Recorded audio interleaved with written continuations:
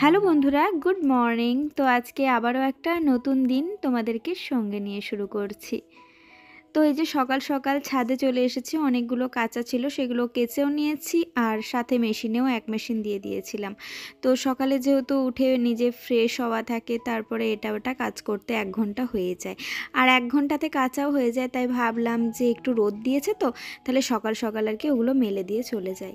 আর এখন তো মাঝে মাঝে বৃষ্টি হচ্ছে, তার জন্যই আর কি ঘুমিয়ে যাচ্ছি। মানে ওই ওয়েদারটা একটু ঠান্ডা থাকলে দেখবে সকালে ওঠা যায় না, তার জন্যই আর কি। তো এখন ওই মোটামুটি 8টা মতো বাজে, আর এই যে এখনই আর কি ছাদে চলে এসেছি, মানে উঠেছি ধরে নাও ওই 6:45 করে। আর রোদ দেখে না কাচতে বসে গেছি, একদম কাচাকুচি কমপ্লিট হয়েছে, আর ছাদে ভাবলাম মেলে দিয়ে চলে যায়। তবে কি বলো তো, মেশিনে যেহেতু 75% মতো আর কি শুকিয়ে যায়, তো তার জন্য বেশি একটা পরিশ্রম করতে হয় না। কিন্তু যেগুলো হাতে কাচা হয় সেগুলো আর কি একটু শুকানোর ব্যাপার থাকে। তো তাই আমি বুদ্ধি করে এই মাঝের যে তারগুলো সেগুলোর মধ্যে কিন্তু মেশিন কাচাগুলোই দিই, আর সাইডে সাইডে যেগুলো আর কি রোদ পাবে সেই জায়গাগুলোতে কিন্তু হাতে কাচাগুলো দিই। আর মেনলি রোদটা ওই দিকটাতেই বেশি আসে, এই দিকটায় এতটা আমার রোদও আসে না জানো। তো এই ঘরটার একটা সুবিধা, গ্রীষ্মকালে কিন্তু সেরকম একটা হিটও হয় না, গরমও হয় না। তবে শীতকালটায় প্রচুর ঠান্ডা পড়ে গো, কারণ একদমই রোদ ঢোকে না। ওই ছোট জানালাটা দিয়ে যতটুকুনি রোদ ঢোকে সেটাই আর কি।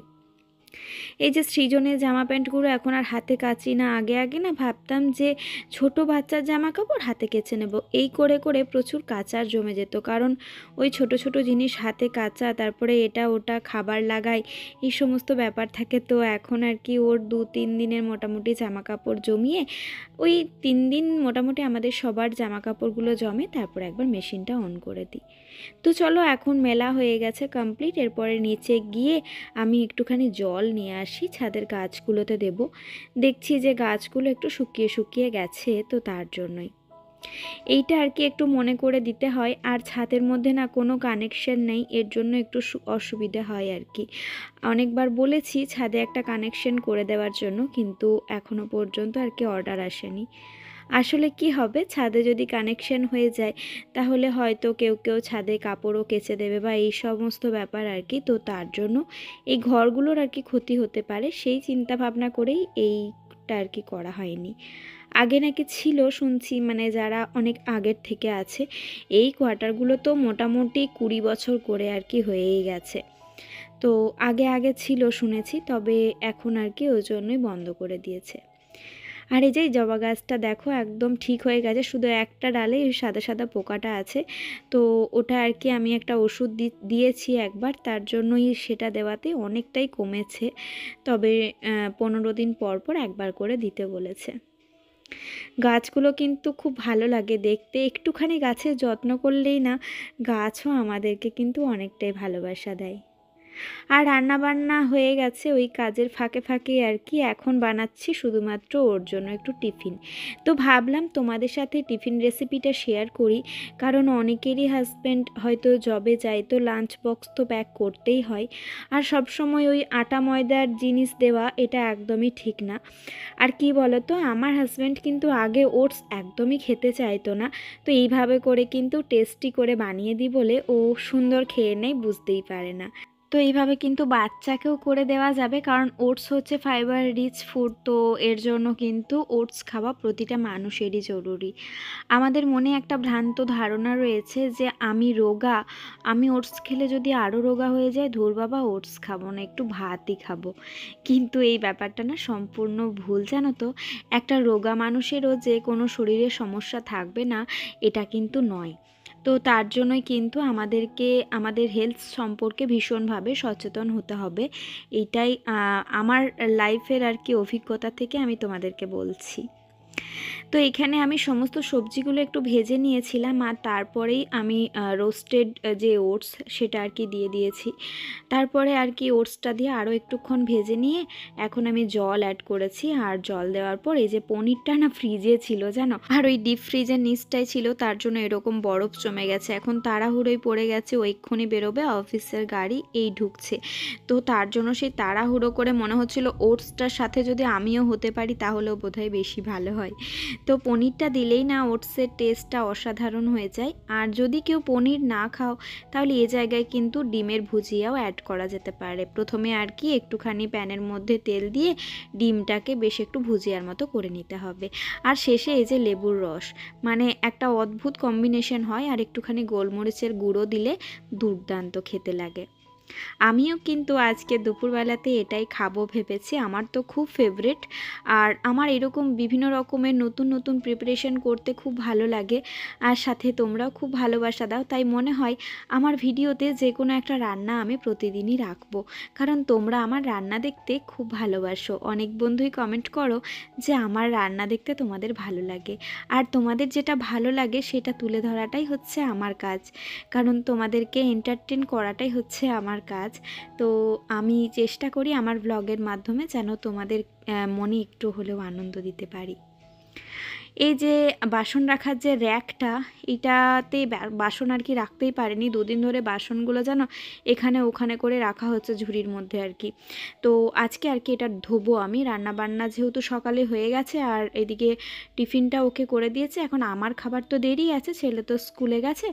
তো আমি ভাত খাবো না আজকে, তার জন্য আমি পরের দিক করেই আর কি খাবার দাবার করব। এখন আগে এই জায়গাটা একটু পরিষ্কার করে নিই।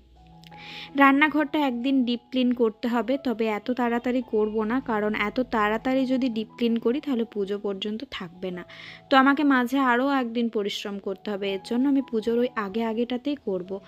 এই ঘরটার এমনই একটা সিস্টেম, মানে আজকে পরিষ্কার করবে 7 দিন পর আবার নোংরা হয়ে যাবে। কোথা থেকে হবে কিভাবে হবে সেটা কিন্তু জানা নেই। তো আমি আর কি একটা মগের মধ্যে ওই লিকুইড যে ডিশওয়াশার সেটা নিয়েছি, চাইলে কিন্তু এখানে গুঁড়ো সাবানও নেওয়া যেতে পারে, অথবা লিকুইড যে সার্ফ এক্সেল সেগুলোও কিন্তু ইউজ করা যেতেই পারে। তো এই র্যাকটা ভীষণ ভালো, একটুখানি তারের জালি দিয়ে ঘষে দিলেই কিন্তু এটা পরিষ্কার হয়ে যায়। তো এখানে আমি একটা তারের জালি নিয়ে এইভাবে করে কিন্তু ঘষে দিচ্ছি। আসলে রান্নাঘরটাতে যেহেতু আমার চিমনি নেই বা সেরকম একটা আর কি কোনো ব্যবস্থা নেই, তার জন্যই একটু তেল চিট পড়ে যায়। তবে সেরকমও একটা পড়ে না, কারণ অ্যাডজাস্ট চালিয়ে রাখি আর তার সাথে জানালাগুলো খোলা থাকে। আগে যখন এই দিকে গ্যাসটা থাকতো তখন কিন্তু ভীষণ আর কি তেল চিট পড়তো।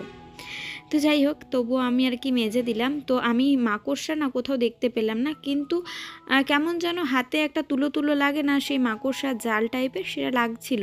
তারপরে যেন কিভাবে দেখতে পেলাম, এটাকে যখন উল্টিয়েছি তখন দেখছি যে খাঁজ তার ভেতরে কিন্তু মাকড়সা। আর ওই যে আমি রানীগঞ্জ থেকে এসেছি মানেই আমি জানি এটা থেকে আর জিনিস নিয়ে ইউজ করা যাবে না। তো তখন থেকে আমি আর কি জিনিসপত্রগুলো এদিক ওদিক করে ছড়িয়ে ছিটিয়ে রাখছিলাম, যে একটা দিন সময় পেলে আমি এটাকে আগে ধোবো। আজকে আমি সময় পেয়েছি যে আমি এই সময়টাকে একটু ইউজ করি। আর রোদ না উঠলে না দেখবে এইসব কাজগুলো ভালো লাগে না, জল ঘাটার কাজ তো, তার জন্যই আর কি। জলের কাজ একটুখানি রোদ্দুর উঠবে তখনই ঠিক আছে। আর আমার আবার কি হয়, আমি একটুতে ভিজে যাই, বাসন ধুতে গিয়েও ভিজে যায়, বা কিছু ধোয়াধুয়ি করলেই না আমি প্রচণ্ড পরিমাণে ভিজে যাই।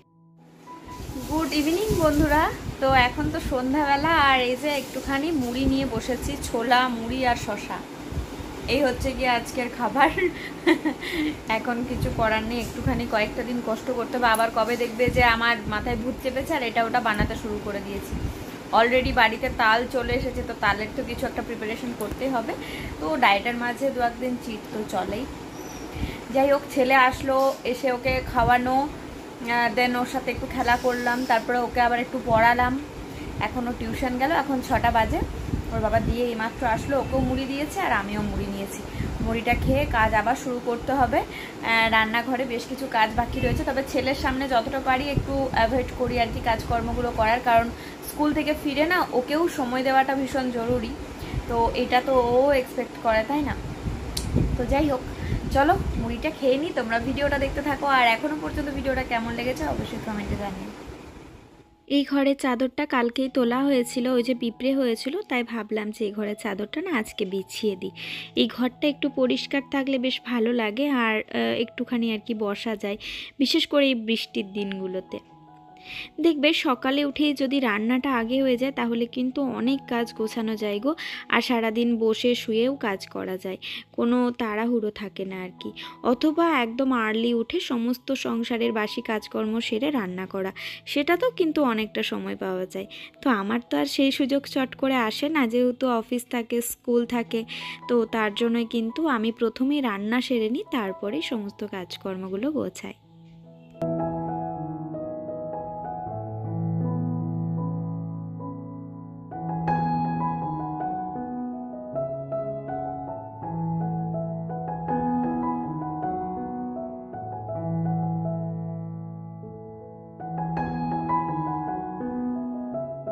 এইগুলো দুবার ধরে তুলে এনেছি, একবার সকালে যেগুলো মেলেছিলাম সেগুলোকেও বিকেলে তুলেছি, আর তার সাথে সকালে যেগুলো তোলা ছিল। এখন সমস্ত কিছু নিয়ে বসেছি ভাঁজ করতে। এগুলো ভাঁজ হয়ে গেলে তারপরে রাত্রের খাওয়া দাওয়া করব। একটু আগে আর কি হয়ে যেত এগুলো, কিন্তু ওই যে সৃজনের টিউশন ছিল তো ওকে আনতে গেছিলাম। ওকে আনতে গেলে ওর মনটা একটু খুশি হয় দেখি যে আমি যদি যাই, আর যদি না যাই তাহলে এসে প্রথমেই জিজ্ঞাসা করে যে মা তুমি আজকে কেন যাওনি। তাই আমি চেষ্টা করি যে মাঝে মধ্যে যেন যেতে পারি, ওর বাবা থাকলেও কি আর না থাকলেও কি, তাহলে কিন্তু ওর মনটা একটু হলেও আনন্দিত হয়। আর বাচ্চার মন যদি আনন্দে থাকে তাহলে আমাদের মা বাবাদের থেকে ভালো বোধহয় আর কারোরই লাগে না। আর এসেই দেখো না কাজে বসে গেছি বলে চুলটা খুলে গেছিলাম সেটাকে তুলেছি, আর চুলটা কিভাবে খুলে গেছে আর কেমনই একটা যেন দেখাচ্ছে। তো খাওয়া দাওয়া করে নিয়ে আমার রাত্রে বেশ কিছু কাজকর্ম থাকে, তার মধ্যে বাসনটা ধুয়েছি। বাসন ধোয়ার পরে এই যে এখন রাত্রে যে ডিটক্স সেটা আর কি ভেজাচ্ছি, মানে সকালে উঠে এগুলো খাই। তো 1 ইঞ্চি পরিমাণে হলুদ নিয়েছি। আগে আমার হাজব্যান্ডের যখন হলুদ খেতে বলেছিল, ও দুধ খাওয়া চলবে না বলে আমি ভাবতাম যে হলুদটা কিভাবে দেব। এইভাবে দিলে কিন্তু খুবই উপকার, ইমিউনিটিও বুস্ট হয়। আর তার সাথে দিয়েছি জিরে, মেথি আর গোলমরিচটাকে ধুয়ে 1 গ্লাস জলে কিন্তু ভিজিয়ে দিয়েছে। আর আমার জন্য ভিজালাম অল্প একটু করে চিয়া সিড। এই দুজনে সকালে লেবুর রস অ্যাড করে আর কি খাবো। ও একটুখানি গরম করবে আর আমারটা গরম করি না, ঠান্ডা জলেই খেয়ে নিই। তো এখন নিজেদের শরীরগুলো অনেকটা পরিমাণে হালকা লাগে, সাথে একটু হালকা যদি রিচ খাবার খাওয়াও হয় তো কিছু প্রবলেম হয় না। তাই এই টুকটাক কিছু টিপস আমরা যদি ফলো করি আমাদের কিন্তু বেশ ভালো হবে। একটু ছোলা ভেজালাম, তার সাথে একটু আমন্ডও ভিজিয়ে দিলাম। আর রাত্রের দিক করে ওর বাবাকে আর কি এরকম কিন্তু আদা জল দিই, আদাটাকে আধ ঘন্টা আগে ভিজিয়ে দিই, তারপর আর কি এরকম ফুটিয়ে বেশ লাল করে জলটা, এটাও কিন্তু ইমিউনিটি অনেকটাই বুস্ট করে। তো হ্যালো ফ্রেন্ডস, এখন বাজে রাত্রির প্রায় 12টা। এতক্ষণ ধরে ফোন ঘাটছিলাম আর কাজ বাজ তো হয়েছে। সৃজনকর বাবা আর কি ঘুম পাড়ালো, আর তারপরে আমি এখন একটুখানি স্কিন কেয়ার করবো। তো ভাবলাম তোমাদের সাথে একটু শেয়ার করি। এখন নতুন একটা নাইট ক্রিম ইউজ করছি, ভীষণ ভালো নাইট ক্রিমটা। তো সরি করছি না, করবো। তো ভীষণ ভালো শুনলাম। আর এটার ফেস ওয়াশটা আমি ইউজ করছি। তো এই নাইট ক্রিমটা লোটাস দেখা যাচ্ছে, লোটাসের ইউথারেক্স। এটা আমি ফার্স্ট টাইম ইউজ করব, farm and bright night cream. তো এটা আর এর আগে ইউজ করেছিলাম একটা হোয়াইট গ্লোর যে নাইট ক্রিমটা, ওটা আমার স্কিনে ঠিকঠাক স্যুট করে না। তবে সকালে কিন্তু স্কিনটা ভীষণ সফট থাকে, কিন্তু রাত্রের দিকে আর কি সেরকম একটা যে খুব ভালো লাগে মেখে সেটা নয়। তো এটা দেখা যাক কেমন লাগছে, অবশ্যই রিভিউ তো তোমাদের সাথে শেয়ার করবই। আর তার আগেও ভাবলাম একটু তোমাদের সাথে শেয়ার করে দিই। তো চলো তবে আজকের ভিডিওটা এখানে শেষ করছি, দেখা হবে তোমাদের সাথে পরবর্তী ভিডিওতে। আর ভিডিওটা কেমন লাগলো অবশ্যই কমেন্ট করে জানিও। যদি ভালো লেগে থাকে তবে ঝটপট এক্ষুনি একটা লাইক করে দিও আর শেয়ার করতে পারো। তো চলো আজকের মতো tata, bye bye, good night. সবাই খুব ভালো থেকো, সুস্থ থেকো।